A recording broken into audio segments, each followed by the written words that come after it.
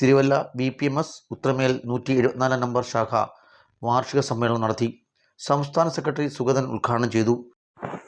തുക ഞാൻ ആ തുകയുടെ ഇതൊക്കെ ഞാൻ പറയാം. ആ തുക സെക്രട്ടറി കൃത്യമായി സെൽഫ് ഓഡിറ്റ് നടത്തി.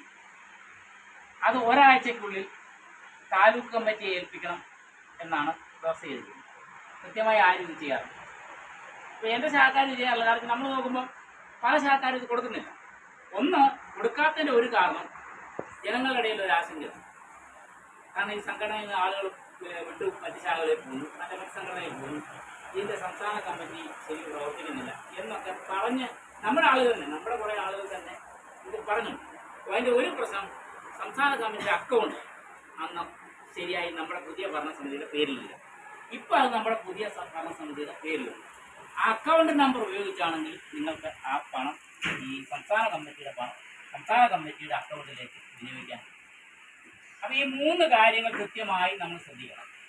ഒന്ന്, ഈ സർക്കുലർ കൃത്യമായി വാട്സപ്പിൽ വരുന്ന സർക്കുലർ, അപ്പോൾ അതിന് ഒത്തിരി പൈസയൊന്നും ആകത്തില്ല. ഒരു പേജിന് 3 രൂപയുള്ള പ്രിൻ്റ് ഔട്ട് എടുക്കുന്നുണ്ട്. ഏതെങ്കിലും കമ്പ്യൂട്ടർ അറിയാവുന്ന അല്ലെങ്കിൽ കമ്പ്യൂട്ടർ വീട്ടിലുള്ള പ്രിൻ്റ് ഔട്ട് എടുക്കാൻ കഴിയുക, അല്ലെങ്കിൽ ഏതെങ്കിലും കമ്പ്യൂട്ടർ സെൻറ്ററിൽ പോയാൽ ഇതിൻ്റെ പ്രിൻ്റ് ഔട്ട് എടുക്കാം. സാധാരണഗതിയിൽ ഒരു 5 പേജ് 4 പേജ് കൂടി ഒന്നും വരാറില്ല. ഇപ്പോൾ 5 പേജ് വന്നാൽ 15 രൂപ ആവും, 4 പേജ് വന്നാൽ അതിന് അത്ര തുകയാക്കും.